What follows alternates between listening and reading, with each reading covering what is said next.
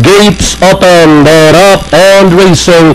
Cuccinelli draws 4-year lead, moving up to take second. Marcus Wolf by the rail. Diamond Luster Power Gear moving up down on the inside. Super Elegant, while Madame Leonora is in behind them, heading towards the 800 meters pole. Cuccinelli in command by about a length and a half. Marcus Wolf is in second. Diamond Luster racing in third, then followed by Super Elegant.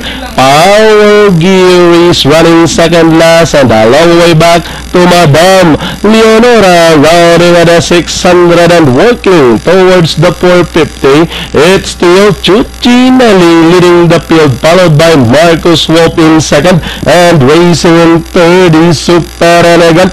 Power Gear now catching the fourth spot from the outside, then running by the rail. Diamond Luster, and down the stretch they come.